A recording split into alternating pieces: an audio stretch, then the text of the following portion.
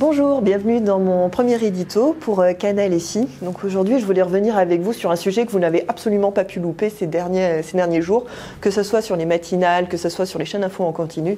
Je veux bien évidemment parler de cet élu du Rassemblement national, Julien Audoul, qui s'en est pris à une maman qui accompagnait son fils en sortie scolaire.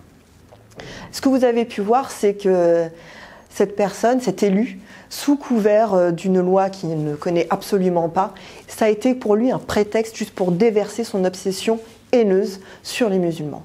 Voilà. Et malheureusement, le lendemain, qui lui suit derrière? Jean-Michel Blanquer. Jean-Michel Blanquer, qui aurait pu servir de rempart face aux idées d'extrême droite, n'a servi finalement qu'une fois de plus à être un idiot utile, et lui-même en demandant à ce qu'on signale les petits garçons qui ne donneraient pas la main aux petites filles. Je dis que c'est un idiot utile parce que derrière, on voit bien que c'est la même idéologie. Cette idéologie qui dirait que dès 3 ans, en fait, il y aurait un terreau de radicalisation, comme il y aurait un terreau, rappelez-vous, de délinquance, comme le disait Nicolas Sarkozy, où dès l'enfance, tout serait déjà joué.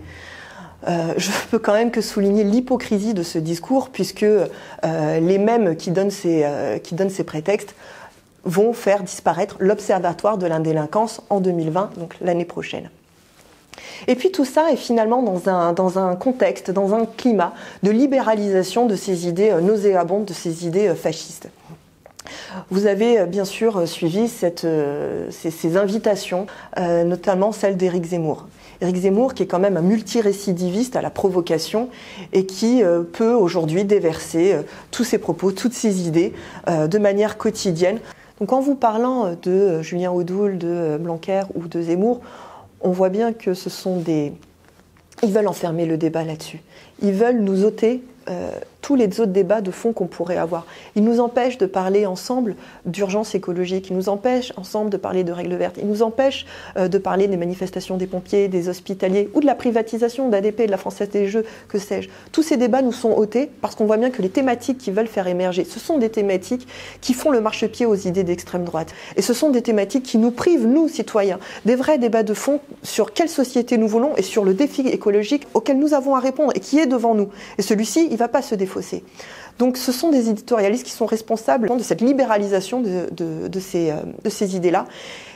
Le problème, c'est que combattre le Front National, combattre le Rassemblement National, ça ne se combat pas qu'au second tour, ça se combat tous les jours. On voit bien que là-dessus, le combat reste à mener. Merci d'avoir suivi cet édito. Si vous avez aimé, les petits pouces bleus, les petits cœurs, on partage et puis bien sûr, on s'abonne à Canal FI. À bientôt.